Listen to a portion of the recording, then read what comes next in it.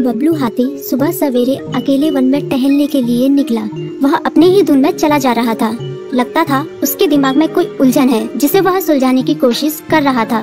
सड़क पर आगे बढ़ते ही उसके सामने चीकू खरगोश भागा। बबलू का पैर उसके ऊपर पड़ने ही वाला था कि चीकू जोर से चिल्लाया। उसकी आवाज सुनकर बबलू ने अपना पैर पीछे खींच लिया। कहाँ खोए हो बबलू भाई? कहीं नहीं, बस कुछ ऐसे ही सोच रहा था। किस बारे में? तुम जानकर क्या करोगे? शायद मैं तुम्हारी कुछ मदद कर सकूं। तुम तो जानते हो आजकल वन में कितनी चोरियां हो रही हैं, पर चोर का कोई अता पता ही नहीं है। इस बात को लेकर वन के सारे प्राणी चिंतित थे। वे वहाँ खुद को सुरक्षित महसूस नहीं कर रहे थे। अरे चीकू भाई, हम मजबूर हैं। हम चोर को पकड़ ही नहीं पा रहे हैं। वह बहुत चालाक है और अपने काम को बड़ी कुशलता से अंजाम दे रहा है। कहीं कोई सबूत ही नहीं छोड़ रहा। हमारे राजा इस बात को लेकर बहुत चिंतित हैं। यही कारण है कि हम सब इस बारे में सोच रहे हैं। अब तुम मेरी इसमें क्या मदद कर सकते हो? मैं कुछ सोचता हूँ, हो सकता है मुझे कोई उपाय सूझ जाए। प्रयास करने में कोई हर्ज तो नहीं है।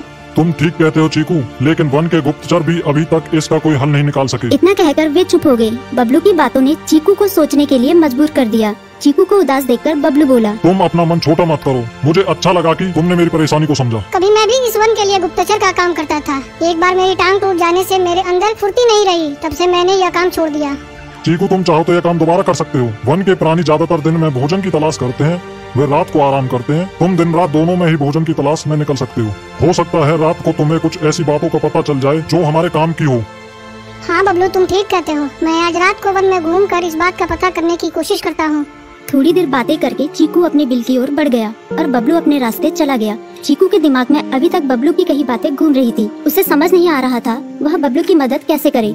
दिन भर वह उसी उधेड़-बुन में लगा रहा। शाम होते ही चीकू कुछ सोचने लगा और वह चुपचाप बिल से बाहर निकल आया। चीकू की पत्नी ने देखा तो बोली, इस समय कहाँ जा रहे हो? बाहर खतरा है। खतरा तो सुबह भी रहता है, लेकिन खतरों से डर कर हम भूखे तो नहीं मर सकते। मैं बाहर घूम कर आता हूँ। इतना कहकर चीकू रात को बिल से बाहर निकल आया। कुछ दूर जाकर उसकी नजर बंकू उल्लू पर पड़ी, जो कुछ ही दूरी पर था।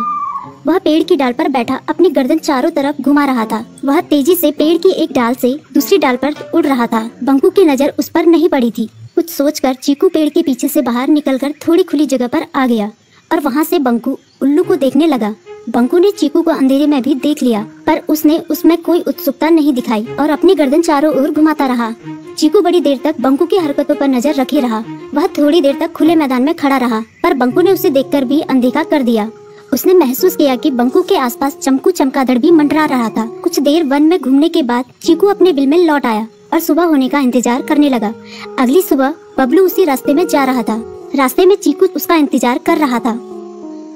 आज बड़ी जल्दी आ गए बबलू। हाँ, आजकल मुझे चिंता की वजह से नींद नहीं आती। कोई नई खबर है क्या? यकीन से तो मैं नहीं कह सकता, पर मैं तुम्हें ऐसे प्राणी का नाम बता सकता हूँ जो शायद चोरों की मदद कर रहा है। कौन है वो? बंकू उल्लू। इतना कहकर चीकू ने रात की घटना उसे ज्यों की त्यों सुना दी। इसे सुनकर बबलू का माथा ठनका। बबलू की आंखें चौंधिया गई। तुम ठीक कह रहे हो। मुझे आज रात बंकू और चमकू पर नजर रखनी होगी। इतना कहकर वे दोनों अपने अपने रास्ते चले गए। बबलू रात को अपने साथियों के साथ बंकू पर नजर गड़ाए रहा। उसकी संदिग्ध गतिविधियों को देखकर बबलू ने उसे उसके साथियों चंकी और संकी लोमड़ के साथ पकड़ लिया। बबलू ने सख्ती से पूछताछ करनी शुरू कर दी। तुम इस समय बंकू चमकू के साथ क्या कर रहे हो? हम चारों दोस्त हैं, इसलिए साथ बैठकर बातें कर रहे हैं। चमगादड़ और उल्लू की दोस्ती तो समझ में आती है, पर लोमड़ के साथ दोस्ती कैसे हो सकती है? सख्ती से पूछने पर दोनों ने अपना जुर्म कबूल कर लिया और सभी चोरियों के बारे में बताया जो उन्होंने कुछ दिन पहले वन में की थी। बबलू ने उनके चोरी का सारा सामान भी बरामद कर लिया। बंकू और चमकू को अभी तक समझ में नहीं आ रहा था कि वो इतनी आसानी से कैसे पकड़ में आ गई।